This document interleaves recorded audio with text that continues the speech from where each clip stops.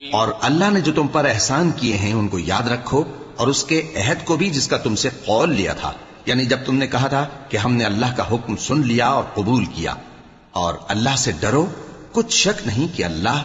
دلوں کی باتوں تک سے واقف ہے۔ اے ایمان والو، اللہ کے لیے انصاف کی گواہی دینے کے لیے کھڑے ہو جایا کرو، اور کچھ لوگوں کی دشمنی تم کو اس بات پر آمادہ نہ کر دے کہ انصاف ہی نہ کرو۔ انصاف کیا کرو کہ یہی پرہیزگاری کی بات ہے، اور اللہ سے ڈرتے رہو، کچھ شک نہیں کہ اللہ تمہارے سب اعمال سے خبردار ہے۔ جو لوگ ایمان لائے اور نیک کام کرتے رہے، ان سے اللہ نے وعدہ فرمایا ہے کہ ان کے لیے بخشش اور اجر عظیم ہے، اور جنہوں نے کفر کیا اور ہماری آیتوں کو جھٹلایا وہ جہنمی ہیں۔ اے ایمان والو، اللہ نے جو تم پر احسان کیا ہے اس کو یاد کرو۔ جب کچھ لوگوں نے ارادہ کیا کہ تم پر دست درازی کریں تو اس نے ان کے ہاتھ تم سے روک دیے، اور اللہ سے ڈرتے رہو، اور مومنوں کو تو اللہ ہی پر بھروسہ رکھنا چاہیے۔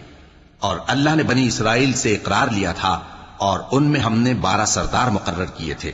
اور اللہ نے فرمایا کہ میں تمہارے ساتھ ہوں، اگر تم نماز پڑھتے اور زکات دیتے رہو گے، اور میرے پیغمبروں پر ایمان رکھو گے اور ان کی مدد کرتے رہو گے، اور اللہ کو قرض حسن دو گے، تو میں تم سے تمہارے گناہ دور کر دوں گا، اور تم کو بہشتوں میں داخل کروں گا جن کے نیچے نہریں بہ رہی ہیں۔ پھر جس نے اس کے بعد تم میں سے کفر کیا تو وہ سیدھے رستے سے بھٹک گیا۔